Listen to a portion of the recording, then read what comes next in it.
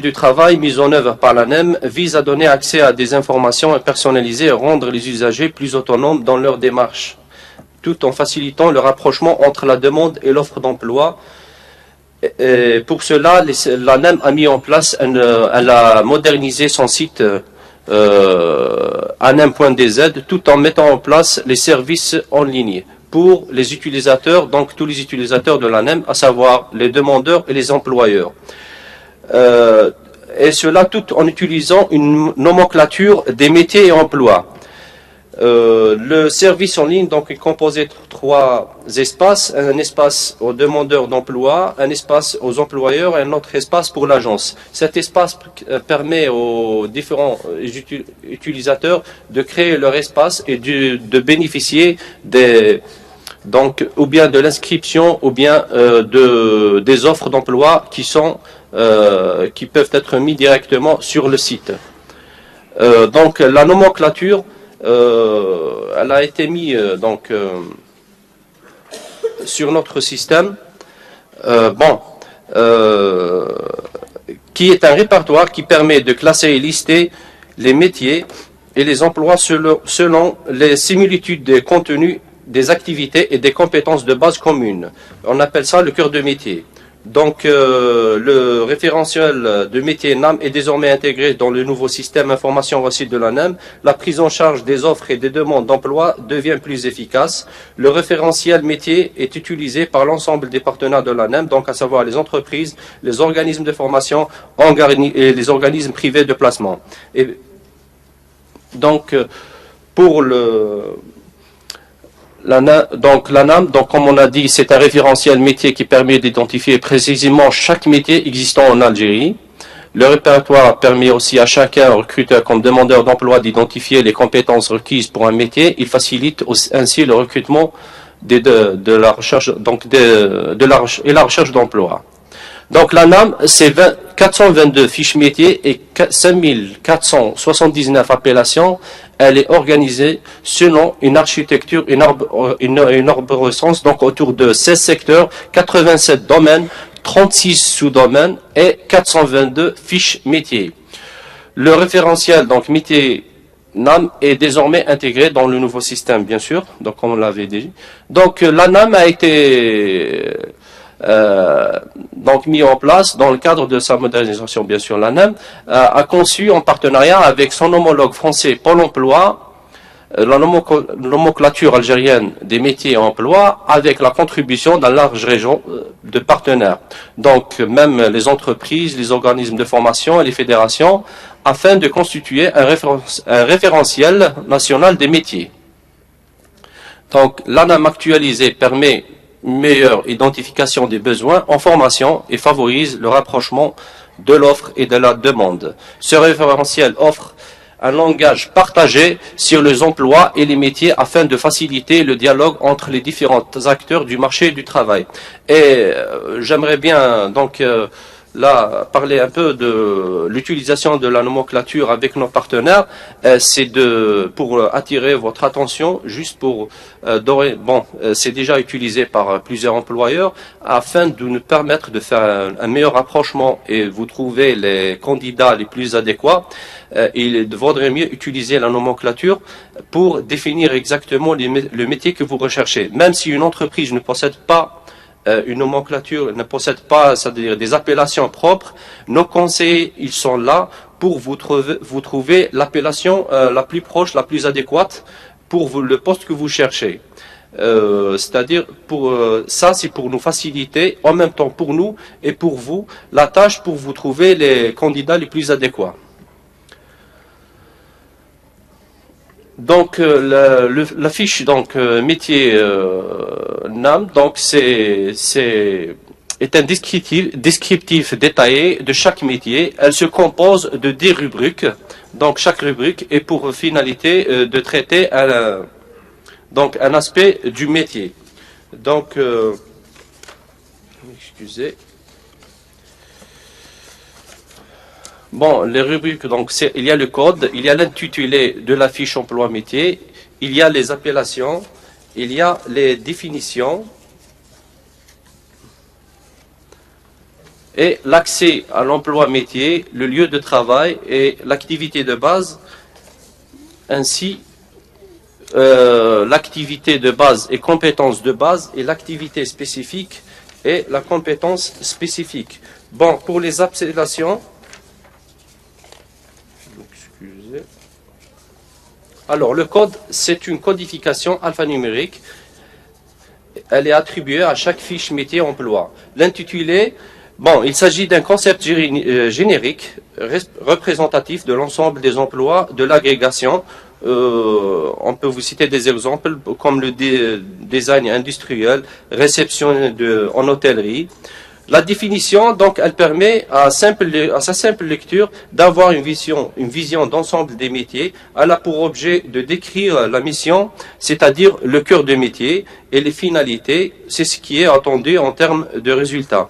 Donc, l'accès à l'emploi, elle a pour objet de déterminer les voies d'accès à cet emploi métier, comme les diplômes, les habilitations et l'expérience. Le lieu décrit les conditions dans lesquelles s'exerce cet emploi métier, comme l'environnement de travail, le port d'équipement, ainsi de suite. Donc, pour les activités de base, il s'agit des activités ayant une finalité commune à tous les emplois de l'agrégation. Ces activités sont classées d'une manière chronologique dans le déroulement des processus de travail. Pour les compétences de base, il s'agit des compétences indispensables, donc savoir et savoir-faire, pour l'exercice d'une ou plusieurs activités de base. Pour les activités spécifiques, il s'agit d'une activité particulière du métier, emploi. Elle est liée à une ou plusieurs appellations ou bien à une situation de travail spécifique. La compétence de base, il s'agit des compétences indispensables à l'exercice de l'activité spécifique. Chaque activité spécifique peut correspondre à une ou plusieurs compétences. Et celle-ci ne concerne que la dite activité spécifique. Donc, pour l'utilisation de l'ANAM, donc dans la pratique professionnelle, les utilisateurs, donc, elle est utilisée par l'ensemble des partenaires de l'ANAM, les entreprises, les organismes de formation, organismes privés de placement, et aussi les conseillers, donc nos conseillers des agences d'emploi.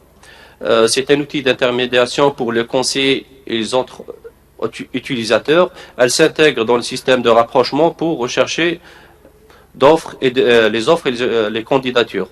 Donc, des opérations de recherche compréhensibles permettant l'identification du profil du demandeur d'emploi ainsi que l'offre d'emploi exprimée par l'employeur. Bon, pour le demandeur d'emploi, s'il connaît parfaitement son profil, donc il peut effectuer sa recherche dans les référentiels NAM. S'il ne connaît pas, nos conseillers, ils sont là pour l'accompagner lors d'un entretien professionnel pour identifier donc ses compétences. Et pour les employeurs aussi. Donc si l'employeur connaît précisément son besoin en recrutement, donc il peut consulter l'ANAM. Donc vous trouvez dans les CD qu'on vous a donné l'applicatif LAM, donc vous pouvez installer chez vous. Donc, si vous arrivez à trouver les appellations qui sont adéquates, vous pouvez directement donc les mettre. Sinon, nos conseillers ils sont là pour vous accompagner aussi pour trouver les appellations qui sont plus adéquates. Bon, l'utilisation donc.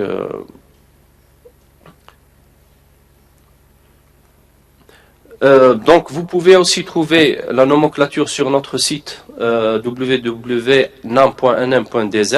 Vous pouvez la consulter directement sur le site de l'ANEM, comme vous pouvez la télécharger pour l'utiliser ultérieurement.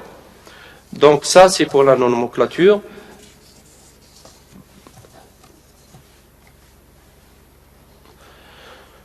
Donc passons maintenant, on va parler un peu des métiers déficitaires, donc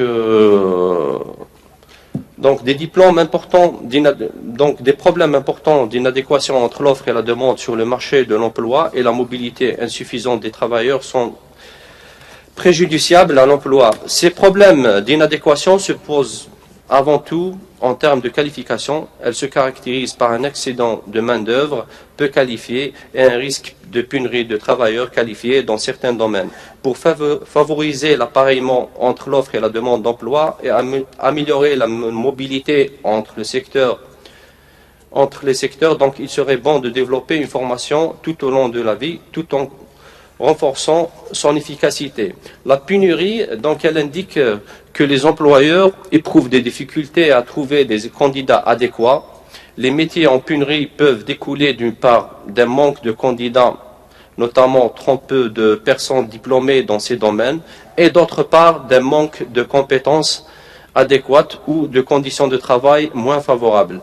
La pénurie, donc, quantitative au niveau du personnel technique qualifié provenant de l'enseignement tant que secondaire ou bien que supérieur se fait toujours fort ressentir. Parmi ces métiers, donc, on trouve les domaines techniques. D'autres fonctions ont également du mal à être remplies, étant donné qu'il y a donc une pénurie qualitative ou bien encore des conditions de travail moins favorables. Donc, c'est notamment le cas dans certains secteurs tels que le bâtiment, l'industrie, ainsi de suite. Donc là, on vous donne juste un petit aperçu sur quelques métiers rares qu'on n'a pas pu trouver dans certaines agences locales. Par exemple, il y a donc ingénieur géologue, il y a technicien de montage, ingénieur de montage de lignes haute tension, câbleur, conducteur de sideboom, l'infographie et griffeur des arbres fruitières. Ça, c'est juste un aperçu. Donc, il y a beaucoup d'autres métiers qui sont rares, qu'on n'arrive pas à trouver. Il y en a d'autres, bien sûr, que vous connaissez peut-être mieux que nous. Pour cela, on va faire tout à l'heure un petit atelier sur les métiers déficitaires afin d'essayer de trouver ces métiers et d'essayer de trouver des solutions avec l'université et la formation professionnelle. Et merci.